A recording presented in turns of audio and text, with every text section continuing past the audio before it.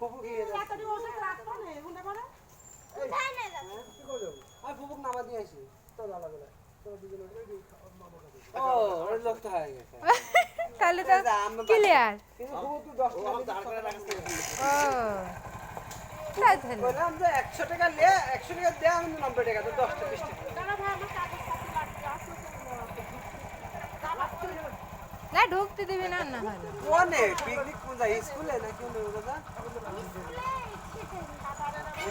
কখন কত রে খাবারের টোকেন আছে সব। কখন আছে আরে বালা ভিক্ষা করা করছে তো ভাইয়া ভালো করে বসো।